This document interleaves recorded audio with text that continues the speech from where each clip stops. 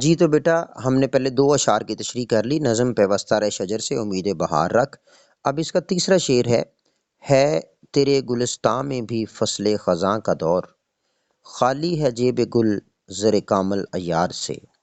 یہ تیسرا شعر ہے بیٹا، ہے تیرے گلستان، گلستان چمن کو کہتے ہیں، چمن یعنی باغ کو، ٹھیک ہے تیرے گلستان میں بھی فصل خزاں کا دور۔ فصل خزاں سے مراد ہے خزاں کا موسم، دور کا مطلب ہوتا ہے زمانہ، یعنی خزاں کا دور ہے، خزاں کا زمانہ ہے۔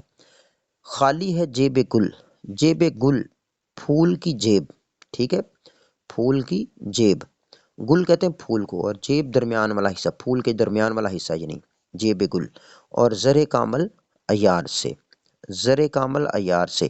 زر آپ کو پتہ ہے کہ دولت کو کہتے ہیں، اور زر کامل عیار کو، یعنی یہاں خالص سونا، اس سے مراد ہے مسلمان، یہ ذہن میں رکھیں، ٹھیک ہے۔ زر کامل عیار سے کیا مراد ہے؟ مسلمان، یہاں یہ اس کا کہنے کا مطلب ہے۔ بار صورت یعنی خالص جو مسلمان ہے، خالص مسلمان، خالص سونا، یہ اس نے یہاں پہ کہا ہے۔ اب آتے ہیں اس شعر کے مفہوم کی طرف اور پھر اس کی تشریح کی طرف۔ مفہوم سنیں پہلے۔ اے مسلمان تیرے باغ میں بھی پت جھڑ کے موسم کا دور دورہ ہے، یعنی تیرے باغ میں بھی پت جھڑ کا موسم ہے، اور پھول کی جیب خالص سونے سے خالی ہے۔ دوبارہ سن لیں، اے مسلمان تیرے باغ میں بھی پت جھڑ کا موسم ہے، اور پھول کی جیب خالص سونے سے خالی ہے۔ یہ آپ نے مفہوم لکھنا ہے، اور آپ آتے ہیں اس کی تشریح کی طرف۔ سنیے گا ذرا توجہ سے بیٹا۔ دراصل علامہ اقبال اس شعر میں یہ کہتے ہیں کہ امت مسلمہ کے زوال کے حوالے سے وہ ہمیں یہ تنبیہ کرتے ہیں کہ دعوت عمل بھی، اور ساتھ ساتھ وہ دعوت عمل بھی دے رہے ہیں۔ وہ کہتے ہیں کہ مسلمانوں کا اتحاد بہت کمزور ہو گیا ہے، اس لیے پستی اور زوال میں ہم لوگ گر گئے ہیں۔ تاریخ شاہد ہے کہ جب مسلمان ایمان کی حرارت اپنے سینوں میں لیے متحد ہو کر عرب سے اٹھے تو انہوں نے روم، ایران جیسی عظیم و شان سلطنتوں کو الٹ کر رکھ دیا، ہر میدان میں کامیابی حاصل کی۔ قرون اولیٰ کے مسلمانوں، قرون اولیٰ جو ہمارے بڑے تھے مسلمان ابتدا دور کے، مسلمانوں نے بتوں کو توڑا، دنیا میں ان کا رعب و دبدبہ قائم ہو گیا، کوئی ان کے سامنے دم نہیں مار سکتا تھا۔ وہ سچے مسلمان تھے، قرآن کے احکامات پر پوری طرح کاربند تھے، یعنی قرآن کے احکامات پوری طرح عمل کرتے تھے، اور محمد عربی صلی اللہ علیہ وآلہ وسلم کی محبت میں سرشار تھے، جبکہ آج کے مسلمان بے عمل، کاہل، سست، بے یقینی کا شکار ہو چکے ہیں۔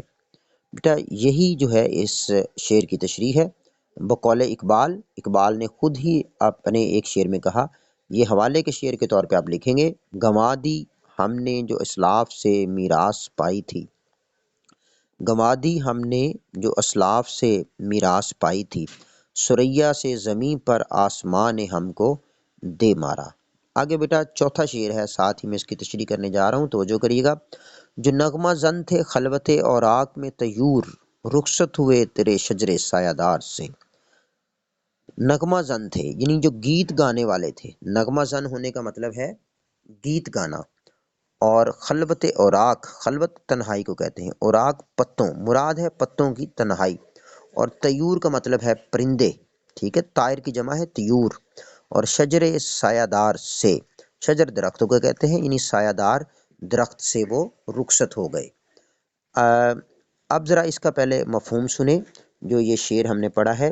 مفہوم اس طرح سے ہوگا، جو پرندے پتوں کی تنہائی میں نغمے گا رہے تھے، جو پرندے پتوں کی تنہائی میں نغمے گا رہے تھے، وہ تیرے سایہ دار درخت سے رخصت ہو گئے، وہ تیرے سایہ دار درخت سے رخصت ہو گئے۔ اب بیٹا تشریح سنیے گا کہ علامہ اقبال نے کہا کیا ہے۔ دراصل علامہ اقبال مسلمانوں کو مخاطب ہیں اور کہتے ہیں کہ اے مسلمان تیرے چمن میں گیت گانے والے پرندے جو پتوں میں بیٹھتے تھے اڑ گئے ہیں، وہ رونق جو کبھی اس گلستان کا مقدر تھی وہ ختم ہو گئی، سریلی آواز والے پرندوں نے باغ کا رخ کرنا چھوڑ دیا۔ مراد یہ ہے کہ وہ لوگ جو قوم کے خیر خواہ تھے، قوم کی بھلائی چاہتے تھے، جن کے دلوں میں قوم کا درد تھا، وہ قوم کے سچے رہنما تھے، وہ قوم میں اب موجود نہیں رہے۔ مسلمان معاشرہ زوال پذیر ہو گیا ہے، ہمارے اندر ایمان کی پختگی باقی نہیں رہی، دین اسلام اور ملت اسلامیہ کے درد مند مسلمان غائب ہیں۔ گلشن اسلام کی دیکھ بھال کرنے والے، باغبانی اور چمن بندی کرنے والے اب ہمارے درمیان موجود نہیں ہیں۔ یعنی کہ ہمارے اندر وہ لوگ اب نہیں ہیں جن کے اندر اسلام کا درد ہوتا تھا۔ بیٹا یہ علامہ اقبال نے اپنے اس شعر میں کہا ہے۔ امید ہے آپ کو اس کی بھی سمجھ آگی ہوگی۔ وعلیکم السلام ورحمۃ اللہ وبرکاتہ۔